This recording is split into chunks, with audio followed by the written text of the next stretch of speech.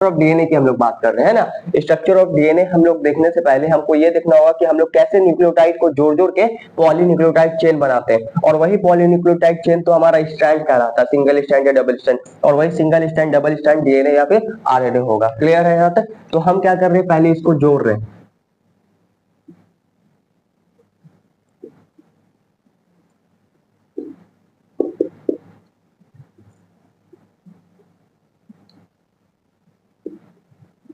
और यहाँ पे तुम्हारा 3-OH फ्री रहता है और यहाँ पे तुम्हारा 5' पे तुम्हारा फॉस्फेट जो होता है, ठीक है, नाइट्रोजनस बेस। इससे तुम इसे 3' से और आगे जोड़ सकते हो, कोई दिक्कत नहीं है। क्लियर है?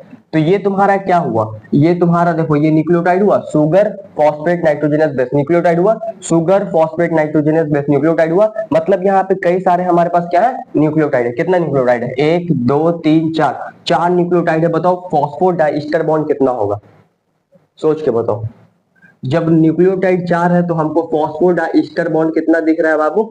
तब हमको फॉस्फोडाइस्टर बॉन्ड 3 दिख रहा है, याद रखो। तब हमको फॉस्फोडाइस्टर बॉन्ड कितना दिख रहा है? 3। एक यहाँ, दूसरा यहाँ और तीसरा यहाँ। मतलब हम ये कह सकते हैं कि न्यूक्लियोटाइड जो है अगर N होगा, न्यूक्लियोटाइड अगर क्या होगा बाबू? N होगा। न्यूक्लियोटाइड अगर N होगा तो हमारा फॉस्फोडाइस्टर बॉन्ड कितना होगा बताओ? N होगा तब फॉस्फोडाइस्टर बॉन्ड कितना होगा? मैथ कभी पढ़े हो जिंदगी में? फॉस्फोडाइस्टर बॉन्ड जो है वो कितना होगा? N-1 होगा। मतलब कि अगर ये 4 है तो फॉस्फोडाइस्टर बॉन्ड 3 है। अगर न्यूक्लियोटाइड 5 होगा तो फॉस्फोडाइस्टर बॉन्ड 4 हो जाएगा और न्यूक्लियोटाइड 6 होगा तो तुम्हारा फॉस्फोडाइस्टर बॉन्ड 5 हो जाएगा। एक बार रिपीट कर देते हैं, देखो।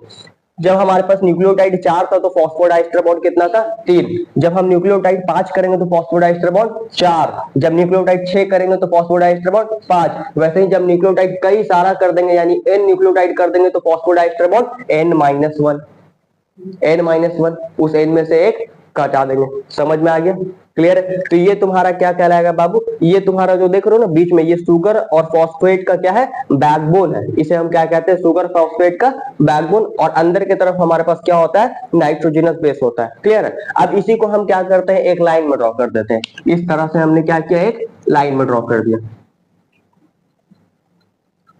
देखो यहाँ पे हम 5' to 3' यानी 5' to 3' और इसको हम रखेंगे 3' to 5'। हमने क्या किया, देखो ये हमारे पास जो स्टैंड था, यही स्टैंड को लाइन में ड्रॉ किया। इधर देखो ना, हमारे पास जो स्टैंड था इसी स्टैंड को हमने क्या किया, इस लाइन में ड्रॉ किया। और दूसरा स्टैंड जो लाया ना तो इसको हमने क्या किया, पलट दिया। इस वाले स्टैंड को हमने क्या किया है, पलट दिया। तो ये 3' से क्या हो गया, 5'। अब यहाँ पे हमारे पास क्या प्रेजेंट होता है, यहाँ पे हमारे पास नाइट्रोजनस बेस प्रेजेंट होता है ना। यहाँ पे क्या प्रेजेंट होता है बाबू, नाइट्रोजनस बेस प्रेजेंट होता है, याद रखना। ATGC हो गया, CG ले लो, फिर यहाँ तुम TA ले लो। इस तरह से हमारे पास क्या प्रेजेंट होता है, नाइट्रोजनस बेस। याद रखना इस सिंगल को हम लोग बेस कहते हैं, इस सिंगल को क्या कहते हैं, बेस कहते हैं। और ये जब दोनों हमारा एक साथ आ जाता है, जब दोनों हमारा एक साथ आ जाता है तब इसे हम लोग क्या कहते हैं, बेस पेयर कहते हैं। क्या कहते हैं, बेस पेयर। समझ में बात? ये एडेनिन या थाइमिन ये तो नाइट्रोजनस बेस है ही है। एडेनिन कह लो, थाइमिन कह लो, ग्वानिन कह लो, साइटोसिन कह लो, और साथ ही साथ अगर आरएनए होगा तो यूरेसिल कह लो। ये सब नाइट्रोजनस बेस है, ये सब नाइट्रोजनस बेस है। लेकिन हम ये कह रहे हैं कि ये सिंगल को हम बेस कहेंगे और ये दोनों को हम क्या कहेंगे, बेस पेयर कहेंगे। समझ में बात? तो यहाँ पे हमको डीएनए में क्या दिख रहा है, शुगर फॉस्फेट का बैकबोन दिख रहा है और नाइट्रोजनस बेस अंदर की तरफ दिख रहा है। नाइट्रोजनस बेस अंदर की तरफ दिख रहा है। क्लियर है ये बात? दूसरा बात ये याद रखना कि एडेनिन और थाइमिन हमेशा देखो, एडेनिन क्या है तुम्हारा, एडेनिन तुम्हारा क्या होता है, प्यूरिन की पिरामिडिन। सर प्यूरिन होता है, क्या होता है, प्यूरिन। और ग्वानिन भी तुम्हारा क्या होता है बाबू, प्यूरिन होता है। मतलब एडेनिन और ग्वानिन जो तुम्हारा प्यूरिन है, थाइमिन, साइटोसिन और यूरेसिल वो तुम्हारा पिरामिडिन होता है ना। तो तुम एक चीज गौर कर रहे होगे कि प्यूरिन के सामने हमेशा क्या आ रहा है, पिरामिडिन आ रहा है। प्यूरिन के सामने हमेशा पिरामिडिन आ रहा है, प्यूरिन के सामने हमेशा पिरामिडिन आ रहा है। या कह लो कि पिरामिडिन के सामने प्यूरिन आ रहा है। दो प्यूरिन साथ नहीं आ रहा है। तो याद रखना purine always come with pyrimidine, purine हमेशा किसके साथ आएगा, पिरामिडिन के। या फिर ये भी याद रख सकते हो कि पिरामिडिन जो है वो हमेशा किसके साथ आएगा, प्यूरिन के साथ आएगा। क्लियर है। दूसरा बात ये याद रखना तुमको कि एडिनिन, ये एडिनिन है और ये क्या है, थायमिन। एडिनिन और थायमिन के बीच में 2 हाइड्रोजन बॉन्ड प्रेजेंट होता है। कितना हाइड्रोजन बॉन्ड प्रेजेंट होता है, एडिनिन और थायमिन के बीच में 2 हाइड्रोजन बॉन्ड प्रेजेंट होता है, और ग्वानिन और साइटोसिन के बीच में 3 हाइड्रोजन बॉन्ड प्रेजेंट होता है। कितना हाइड्रोजन बॉन्ड प्रेजेंट होता है, 3 हाइड्रोजन बॉन्ड प्रेजेंट होता है। क्लियर है। हमने क्या देख रहे हैं सर, हम ये देख रहे हैं कि हमारा ये एडिनिन है और ये थायमिन है। एडिनिन जो है वो प्यूरिन है, थायमिन जो है वो पिरामिडिन है। हमने ये एनालाइज किया सर कि जो एडिनिन है वो किसके सामने आता है, थायमिन के सामने, और ग्वानिन जो है वो साइटोसिन के सामने। यहां से हमको ये एनालाइज मिला कि जो प्यूरिन है वो हमेशा पिरामिडिन के सामने आता है। Purine always come with pyrimidine, और तुम्हारा एडिनिन थायमिन के साथ आता है, 2 हाइड्रोजन बॉन्ड बनाता है। ग्वालिन साइटोसिन के साथ आता है तो 3 हाइड्रोजन बॉन्ड बनाता है। ये बात को याद रखना, यहां से क्वेश्चन आएगा। क्लियर है। एडिनिन थायमिन के बीच में 2 हाइड्रोजन बॉन्ड, और ग्वालिन और साइटोसिन के बीच में 3 हाइड्रोजन बॉन्ड। क्लियर है यहां तक। अब क्या होता है, यहां से यहां तक, मतलब ये एक बेस पेयर हो गया और ये दूसरा बेस पेयर हो गया। ये और ये बेस पेयर के बीच का जो डिफरेंस होता है वो होता है 0.34 नैनोमीटर। मतलब सर 2 बेस पेयर के बीच का जो डिफरेंस है, 2 बेस पेयर के बीच का जो डिफरेंस है वो कितना है, 0.34 नैनोमीटर। समझ में आया। 2 बेस पेयर के बीच का जो डिफरेंस है उसे हम लोग कितना कह रहे हैं, 0.34 नैनोमीटर। ये हमारा 2 बेस पेयर के बीच का डिफरेंस हो गया। क्लियर है यहां तक, कोई दिक्कत किसी को नहीं, यहां तक क्लियर है ना। और ये जो तुम्हारा पूरा स्टैंड होता है, पूरा क्या होता है, स्टैंड होता है, इसका लेंथ होता है 3.4 नैनोमीटर। कितना होता है, 3.4 नैनोमीटर। हम यहाँ पे बना के दिखा रहे हैं तुमको, ठीक है।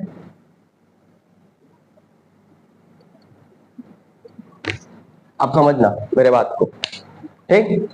अब देखो ये जो हमारे पास डीएनए है ना, इसी डीएनए को, इसी धागा को हमने क्या किया, इस तरह से ऐसे मोड़ दिया है ना। इसे हम लोग डबल हेलिक्स स्ट्रक्चर कहते हैं। डीएनए का क्या कहते हैं, डबल हेलिक्स स्ट्रक्चर। ये जो है ये क्या है सर, ये डीएनए का हमारा क्या है, ये डीएनए का डबल हेलिक्स स्ट्रक्चर है।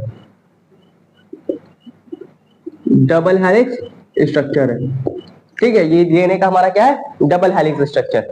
यहाँ पे हमारे पास क्या प्रेजेंट होता है, नाइट्रोजनस बेसेस प्रेजेंट होते हैं, जो कि किससे जुड़े होते हैं आपस में, नाइट्रोजनस बेस आपस में किससे जुड़ा होता है, हाइड्रोजन बॉन्ड से। एडिनिन और थायमिन 2 हाइड्रोजन बॉन्ड, ग्वानिन और साइटोसिन 3 हाइड्रोजन बॉन्ड, है ना। कह सकते हैं ना कि नाइट्रोजनस बेस आपस में किससे जुड़ा हुआ है, हाइड्रोजन बॉन्ड से। किससे जुड़ा हुआ है, हाइड्रोजन बॉन्ड से। किससे जुड़ा हुआ है, हाइड्रोजन बॉन्ड से। अच्छा तुम ये भी देख रहे होगे कि ये 2 स्ट्रैंड जो है वो एंटी पैरेलल है। एंटी पैरेलल कहने का मतलब कि एक 5 प्राइम टू 3 प्राइम है और दूसरा क्या है, 3 प्राइम टू 5 प्राइम। तो ये 2 स्ट्रैंड जो है वो आपस में कैसा है बाबू, एंटी पैरेलल है। याद रखना, पैरेलल नहीं, कैसा है, एंटी पैरेलल है। क्लियर है ये बात। और याद रखना कि इसमें यहां से लेके यहां तक के बीच का जो दूरी होता है, मतलब जो डिस्टेंस बिटवीन 2 स्टैंड, ये स्टैंड और ये स्टैंड के बीच का जो दूरी होता है डीएनए में, वो कितना होता है, 2 नैनोमीटर।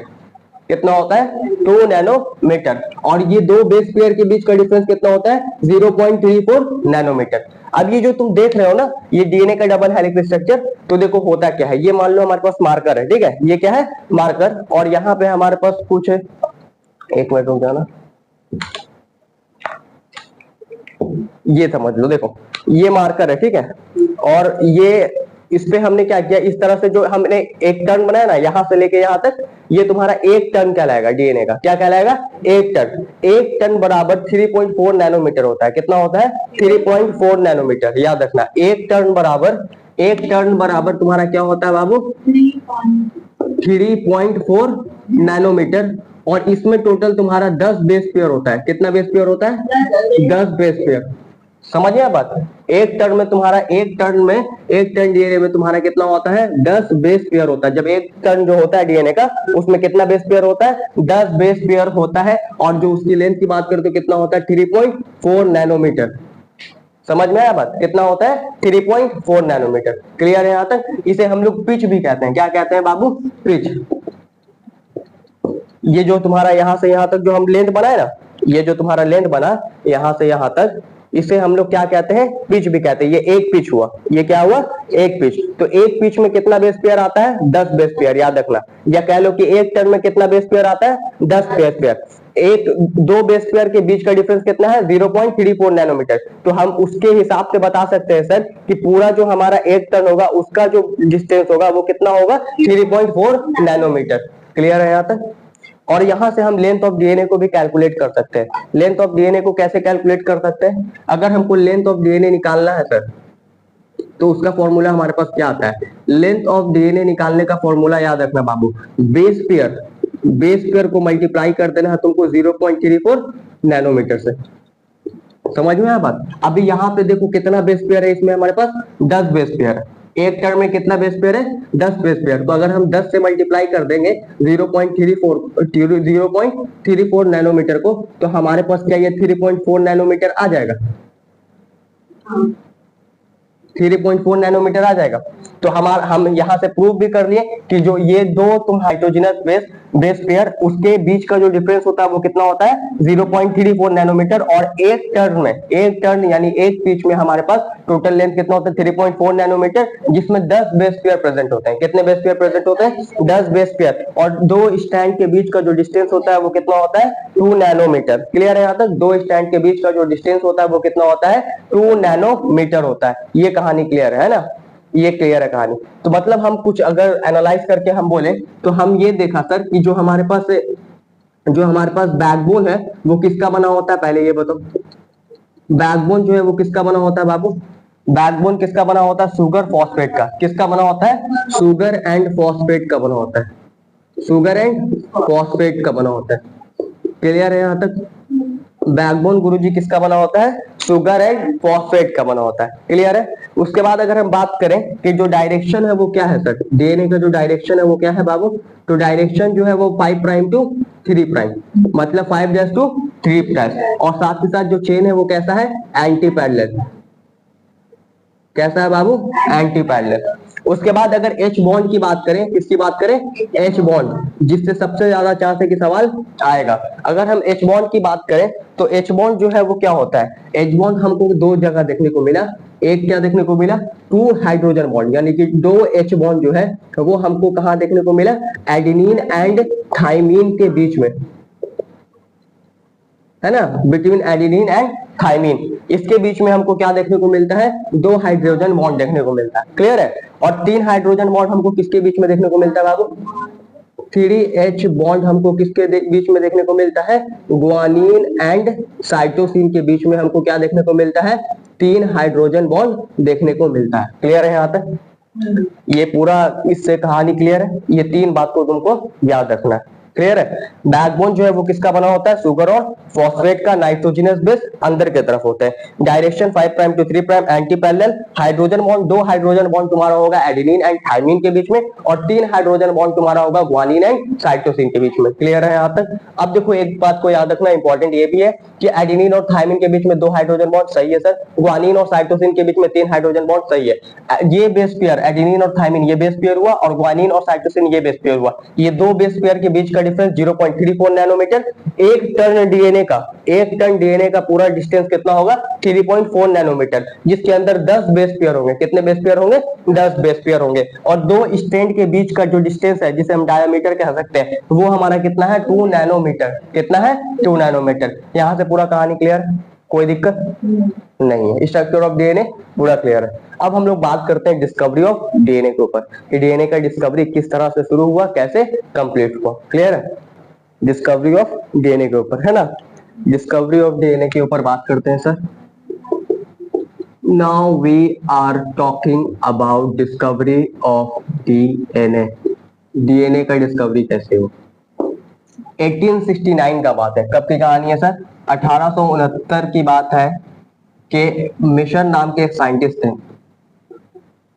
मिशन नाम के हमारे पास क्या थे, एक साइंटिस्ट थे। इन्होंने क्या किया बाबू, देखते हो जब चोट लग जाता है तो इसके ऊपर हम लोग मलहम पट्टी कराते हैं। जब मलहम पट्टी हटाते हैं ना, तो उस मलहम पट्टी के साथ हमारे कुछ सेल्स भी जाते हैं। उन्हीं सेल्स के अंदर इन्होंने क्या देखा, इन्होंने एक एसिडिक स्ट्रक्चर देखा।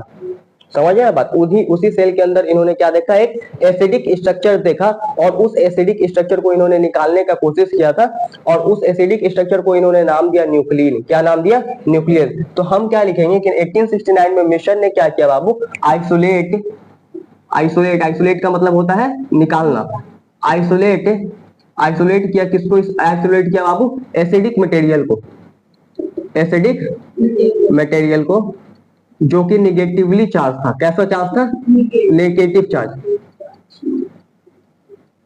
जो कि कैसा था बाबू, निगेटिव चार्ज था। तो 1869 में मर्शर ने आइसोलेट किया एसिडिक मटेरियल जो कि कैसा था, निगेटिव चार्ज था। क्लियर है, कैसा चार्ज था बाबू, निगेटिव चार्ज था इसके ऊपर, है ना। और कहां से निकालने का कोशिश किया, फ्रॉम न्यूक्लियस, कहां से निकालने का कोशिश किया, न्यूक्लियस से। और न्यूक्लियस से जब उन्होंने निकाला तो ही नेम्ड, उसका नाम इन्होंने क्या रखा बाबू, न्यूक्लिन नाम रख दिया। क्या नाम रख दिया, न्यूक्लिन। ये जो हमारे पास एसिडिक मटेरियल निकला उसका नाम इन्होंने क्या रख दिया, न्यूक्लिन। ये न्यूक्लिन कुछ नहीं, डीएनए ही था। ये न्यूक्लिन क्या था, डीएनए। लेकिन इनको ये चीज पता नहीं था। क्लियर है, इनको ये चीज पता नहीं था। तो याद रखना 1869 की कहानी है। मिशर साहब आइसोलेट कर रहे थे एसिडिक मटेरियल और इससे जस्ट 4 साल पहले, इससे जस्ट 4 साल पहले क्या हुआ था पता है, इससे जस्ट 4 साल पहले 1865, याद होगा अगर तो, मेंडल का वर्क पब्लिश हुआ था, मेंडल का काम पब्लिश हुआ था। याद रखें इस बात को, ठीक है। तो 1869 में मिशर ने आइसोलेट किया था एक एसिडिक मटेरियल जो कि निगेटिवली चार्ज था। कहां से किया था, फ्रॉम न्यूक्लियस, यानी न्यूक्लियस के अंदर से। और उसको नाम इन्होंने क्या रख दिया बाबू, उसका नाम उन्होंने न्यूक्लिन रख दिया। क्या नाम रख दिया, न्यूक्लिन। क्लियर है यहाँ तक, उसका नाम क्या रखा, न्यूक्लिन। उन्होंने क्या किया, देखो ये हमारे पास सेल है और सेल के अंदर हमारे पास न्यूक्लियस होता है और ये हमारे पास क्या होता है, डीएनए। ये हमारा क्या है बाबू, डीएनए है। क्लियर है यहाँ तक। और ये हमारे पास टेस्ट ट्यूब है, ठीक है। इसमें इन्होंने क्या किया, इसे निकालने का कोशिश किया। जब इन्होंने इसे निकाला तो ये जो है ना कंप्लीट फॉर्म में नहीं आया। ये जो डीएनए है ये कंप्लीट फॉर्म में नहीं आया। निकलने वक्त क्या हुआ, टूट गया। क्या हुआ, टूट गया। तो जो हमको डीएनए मिला था, इन्होंने जो डीएनए को आइसोलेट किया था, आइसोलेटेड डीएनए, वो क्या हो गया था बाबू, ब्रेक हो गया था। Not in intact form, intact form में वो नहीं था। इंटेक्ट फॉर्म का मतलब कि वो समुच्चा नहीं था। वो कैसा हो गया था भाई, वो ब्रेक हो गया था, यानी कि टूट गया था। क्लियर है। और जब कोई चीज टूट जाता है तो क्या उसे हम अच्छे तरीके से एनालाइज कर पाते हैं, नहीं। तो इसी वजह से जो मिशर साहब है हमारे, मिशर से जो थे हमारे, not able to elucidate, elucidate का मतलब होता है स्पष्ट रूप से। इन्होंने स्पष्ट रूप से डीएनए का स्ट्रक्चर नहीं दे पाए, डीएनए का स्ट्रक्चर ये स्पष्ट रूप से नहीं बता पाए। रीजन क्या था बाबू, रीजन क्या था नहीं बताने का, जो हमारा डीएनए था, है ना, आइसोलेटेड डीएनए था, वो क्या हो गया था, आइसोलेटेड डीएनए जो है हमारा वो क्या हो गया था बाबू, नॉट इन इंटैक्ट फॉर्म। वो इंटैक्ट फॉर्म में नहीं था, मतलब वो समुच्चा नहीं था। अरे हाँ कि ना, समझ में आया कहानी। रीजन ये था कि सर जो डीएनए उन्होंने निकाला, जो जिसको वो न्यूक्लिन के नाम से जान रहे थे, तो जो अब उन्होंने उसको निकाला तब वो टूटा हुआ था और टूटा हुआ चीजों पे काम करना मुश्किल होता है। तो वो ये चीज नहीं बता पाए। एलुसिडेट का मतलब स्पष्ट रूप से डीएनए का स्ट्रक्चर वो नहीं दे पाए। यहाँ पे इनका कहानी खत्म हो गया। अब लगभग 100 साल बाद, याद रखना लगभग 100 साल बाद क्या आता है, लगभग 100 साल बाद हमारे पास क्लियर कट आता है डीएनए का स्ट्रक्चर।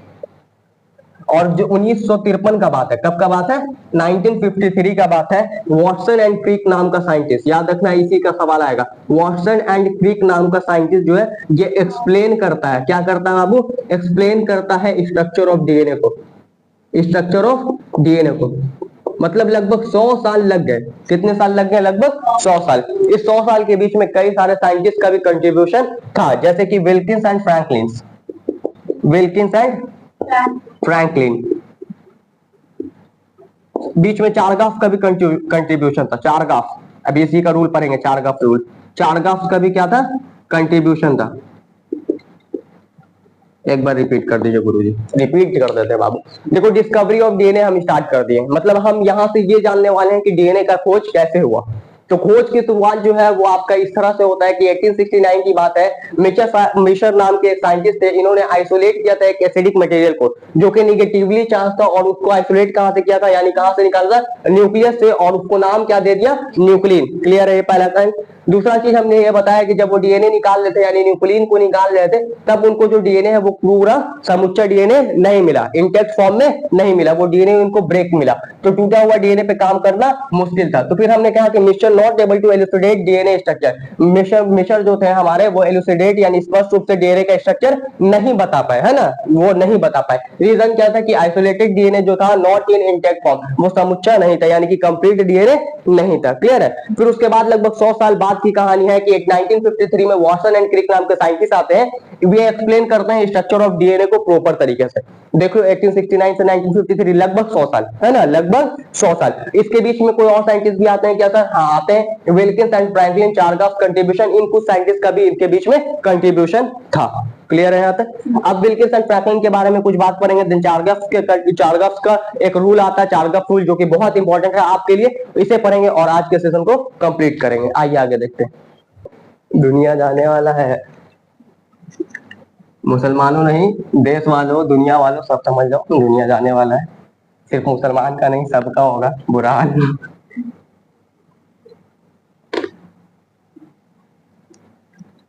बड़ी मुश्किल है इसे मिटाना, कितना मुश्किल है रे बाप, ये तो मेरे से भी काला हो गया रे।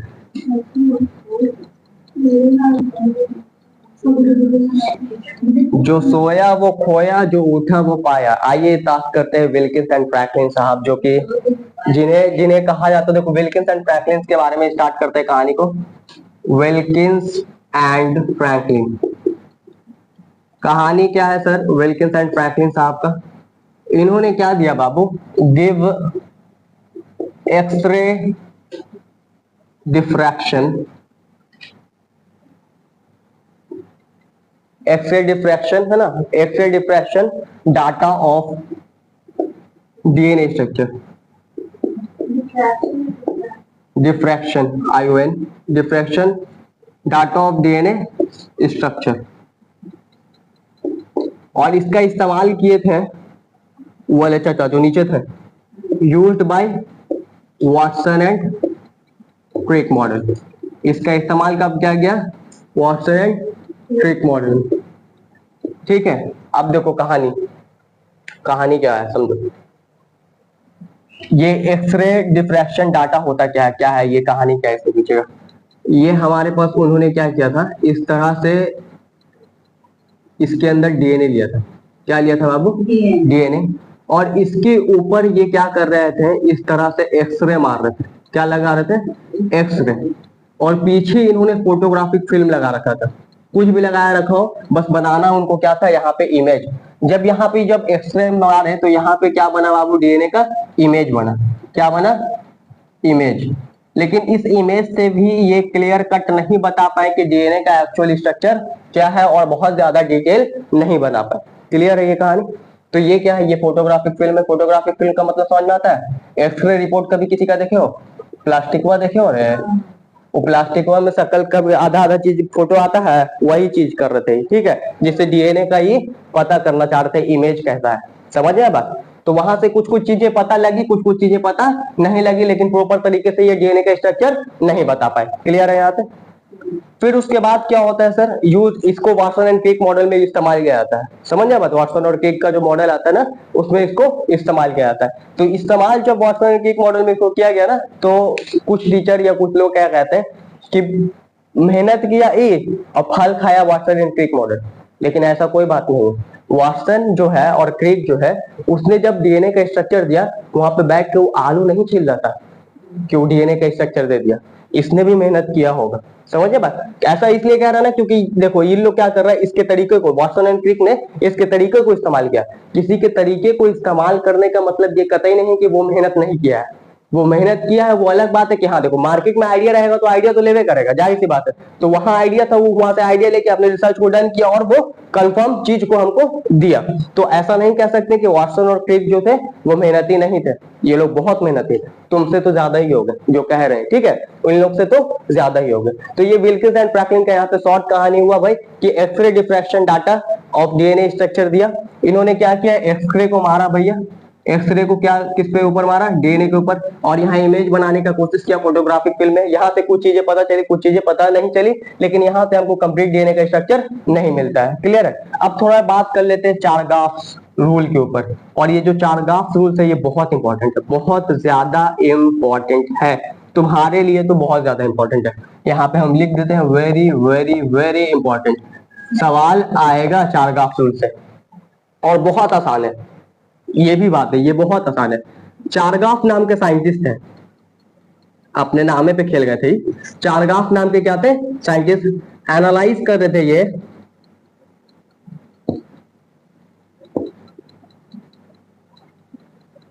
वेरियस डीएनए सोर्स, कई सारे सोर्स ऑफ डीएनए को एनालाइज कर रहे थे। जैसे इन्होंने बैक्टीरियल सेल को भी देखा, एनिमल सेल को भी देखा, प्लांट सेल को भी देखा, ये अलग अलग सोर्स है, फंजाई सेल को भी देखा। अलग अलग सोर्स से इन्होंने क्या किया, वेरियस सोर्स से इन्होंने डीएनए को ऑब्जर्व करने का कोशिश किया, चारगाफ साहब। और इन्होंने जब ऑब्जर्व किया तो ऑब्जर्व करते करते इनको क्या मिला, इन्होंने ये ऑब्जर्व किया कि एडेनिन जो होता है, adenine and thymine and guanine and cytosine is constant. ये जो है वो क्या है बाबू, कांस्टेंट है। बस इनको मिल गया अपने नाम को फेमस करने का तरीका, इसी को दे दिया इन्होंने क्या नाम, चारगाफ सोर्स। इन्होंने ये ऑब्जर्व किया कि एडेनिन और थाइमिन और गुआनिन और साइटोसिन जो है, हमारा लिखा हुआ साइटोसिन कंप्लीट, गुआनिन और साइटोसिन जो है वो कांस्टेंट है। मतलब गुरुजी कांस्टेंट कहने का मतलब इन्होंने ये कहा कि जो एडेनिन और थाइमिन है वो बराबर है, मतलब ए बराबर है किसके, टी के, और जी बराबर है किसके, सी के। याद रखना ये एक रूल है चारगाफ का, ए बराबर है किसके, टी के, और जी बराबर है किसके, सी के। एक और रूल इसी तरह आता है, ए बाई टी बराबर जी बाई सी बराबर 1। अरे होगा कि नहीं होगा, मान लो ए बराबर है टी के मतलब ए 10 होगा तो ये भी 10 होगा, और जी बराबर है सी के तो ये 5 होगा तो ये भी 5 होगा, बराबर 1 काट दे 1 आवेगा, काट दे 1 आवेगा। मतलब ये कह रहा है कि ये भी एक तरह का तुम्हारा क्या हो गया, चारगाफ रूल हो गया। तो चारगाफ रूल क्या है, चारगाफ नाम के जो साइंटिस्ट थे वो कई सारे वेरियस डीएनए सोर्स पे ये काम कर रहे थे, bacterial cell, animal cell, plant cell, fungi cell, अलग अलग चीजों को देखा। इन्होंने ये ऑब्जर्व किया कि adenine and thymine and guanine and cytosine जो है वो कांस्टेंट है। क्या है, कांस्टेंट है। और हम उसका मतलब होता है कि एडेनिन जो है वो थाइमिन के बराबर होता है, गुआनिन जो है वो साइटोसिन के बराबर होता है। एक इक्वेशन और किया कि ए बाई टी बराबर जी बाई सी बराबर 1 होता है। क्लियर है यहाँ तक। और एक चीज और हम कह सकते हैं कि ए प्लस जी और T plus C equal to 1, ये भी 1 होगा। देख के करके देख लो, ये अगर बराबर है, ये बराबर है, तो यहाँ 10-10 लोग हैं, और यहाँ 5-5 लोग हैं, या 8-8 लोग हैं, क्योंकि बराबर है, या 9-9 लोग हैं। तो देखो यहाँ मान लो हम यहाँ पे ले लिया 8, और ये इसके बराबर होता है, तो यहाँ भी हमको लेना होगा 8। ये जितना लेंगे उतना ही ये लेना होगा, क्योंकि रूल कह रहा है। तो ये 4 और ये 4, तो 8 + 4 कितना, 12। अरे होगा कि नहीं, 12/12 काट इक्वल टू 1। आया कि नहीं आया। तो मतलब क्या हुआ कि ये भी जो इक्वेशन है ये भी किसके अकॉर्डिंग है भाई, ये भी इक्वेशन हमारे चारगाफ के अकॉर्डिंग है। ये 3 इक्वेशन को आपको याद रखना है कि ए बराबर टी, जी बराबर सी होता है, ए बाई टी बराबर जी बाई सी बराबर 1, ये भी चारगाफ रूल है, और A plus G by T plus C equal to 1। Clear है यह कहानी, यहां तक कोई दिक्कत नहीं है। तो हम ये कह सकते हैं कि अमाउंट जो हमारा ये है, amount of adenine and thymine और साथ ही साथ and guanine and cytosine is constant and equal to 1। मतलब ये देखो लिख के बता रहे, amount of adenine and thymine and guanine and cytosine is constant, ये कांस्टेंट तो होता है, एंड इक्वल टू 1, और साथ ही साथ ये किसके बराबर होता है बाबू, 1 के बराबर होता है। किसके बराबर होता है, 1 के बराबर होता है। ये तुम्हारा मेन पॉइंट है चारगाफ रूल का। कि अमाउंट ऑफ एडेनिन और थाइमिन और ग्वानिन और साइटोसिन जो है वो कांस्टेंट है, मतलब ये कि ए जो है टी के बराबर है और जी जो है वो सी के बराबर है, और ये साथ ही साथ इक्वल होता है किसके, 1 के। हमने करके देख लिया, क्लियर है। अब एक बात को याद रखना, ये जो चारगाफ रूल है ये सब जगह अप्लाई नहीं होता है। ये चारगाफ रूल जो है वो अप्लाई नहीं होता है कहाँ, नॉट अप्लाई, इसे आप अप्लाई नहीं कर सकते कहाँ, याद रखिएगा, सिंगल स्ट्रैंड डीएनए या आरएनए। और सिंगल स्ट्रैंड आरएनए हमारे पास कौन सा होता है, एमआरएनए, मतलब हम एमआरएनए में भी इसका इस्तेमाल नहीं कर सकते। ये जो तुम्हारा चारगाफ रूल है ये कहाँ अप्लाई नहीं होगा बाबू, ये तुम्हारा कहाँ अप्लाई नहीं होगा, सिंगल स्ट्रैंड डीएनए या आरएनए में, यहाँ आप इसका अप्लाई नहीं कर सकते। तो चारगाफ रूल बहुत इंपॉर्टेंट होने की वजह से एक बार और रिपीट करना मेरा फर्ज है। चारगाफ रूल क्या होता है, चारगाफ नाम के साइंटिस्ट एनालाइज करते कई सारे डीएनए सोर्स को, उन्होंने bacterial cell, animal cell, plant cell, fungi cell देखा। यहाँ से इन्होंने ऑब्जर्व ये किया कि एडेनिन जो है वो थाइमिन के बराबर होता है और ग्वानिन जो है वो साइटोसिन के बराबर होता है। और कहा adenine and thymine and guanine and cytosine constant, A बराबर टी और जी बराबर सी, मतलब जितना एडेनिन होगा उतना ही थाइमिन होगा और जितना ग्वानिन होगा उतना ही साइटोसिन होगा, क्लियर है। और एडेनिन बाई थाइमिन बराबर जी बाई सी बराबर 1, ये भी इक्वेशन से प्रूफ होता है और ये भी इक्वेशन से प्रूफ होता है। मतलब ये तीनों जो है वो किसके अकॉर्डिंग है, चारगाफ के अकॉर्डिंग। हमने ये देखा कि amount of adenine and thymine जो है, amount of adenine and thymine and guanine and cytosine is constant, ये जो है कांस्टेंट है एंड इक्वल टू 1, और साथ ही साथ ये किसके बराबर है बाबू, 1 के बराबर है। दूसरा बात ये याद रखना आपको कि ये जो है अप्लाई नहीं होगा सिंगल स्ट्रैंड डीएनए या आरएनए के ऊपर, चारगाफ रूल जो है वो अप्लाई नहीं होगा। इसका सवाल कैसे आता है सर, इसका सवाल ये आएगा बाबू, इसका सवाल कुछ इस तरह से आएगा, इसको थोड़ा मिटाना होगा, ऊपर वाले को मिटाते हैं, ठीक है। इसका सवाल देखो एक कैसा आएगा,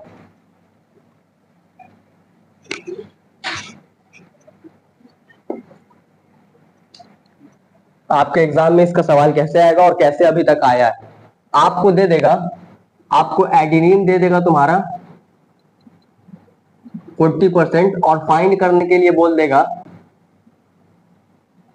ग्वानिन, साइटोसिन एंड थाइमिन, ये तीन को आपको बताने के लिए बोल देगा। क्या आप बता पाइएगा? एडेनिन आपका दिया हुआ है 40%, तो ग्वानिन कितना होगा, साइटोसिन कितना होगा और थाइमिन कितना होगा, बता पाओगे? देखो हमने क्या पढ़ा कि एडेनिन जो है वो थाइमिन के बराबर होता है सर, तो एडेनिन जब 40 है तो थाइमिन जो है वो कितना हो जाएगा 40, बचा कितना सर 40, 40 80 हो गया, बचा कितना 20 बचा है टोटल। और इसी में हमको ग्वानिन को भी देना है और साइटोसिन को, और दोनों आपस में क्या होता है, बराबर होता है, मतलब कि ग्वानिन जो है वो 10 हो जाएगा और साइटोसिन जो है वो 10 हो जाएगा। बस इसी तरह का सवाल आएगा, समझ में बात, इसी तरह का सवाल देगा। क्योंकि देखो कोई भी चीज 100% से ज्यादा नहीं होता है, तो 40 ये ले गया, 40 ये ले गया तो 80 हो गया, अब बचा क्या चीज 20, समझ में आया। इसी तरह का सवाल आएगा, हो सकता है तुमको ग्वानिन दे दे कुछ और पूछ ले, थाइमिन दे दे कुछ और पूछ ले, बस इसी तरह से तुमको याद रखना है कि एडेनिन जो है वो थाइमिन के बराबर होता है और ग्वानिन साइटोसिन के बराबर होता है अकॉर्डिंग टू चारगाफ रूल। या फिर तुमको ये इक्वेशन देके बोलेगा बताओ चारगाफ के अकॉर्डिंग है या नहीं है, या यही स्टेटमेंट दे देगा, उसके अलावा कुछ नहीं देगा। सब्जेक्टिव में पूछेगा तो पूरा बोलेगा चारगाफ रूल के बारे में एक्सप्लेन कर दीजिए, बस कर देना, क्लियर है यहाँ पे। तो आज के लिए इतना ही रहने देते हैं, बाकी बातें कल।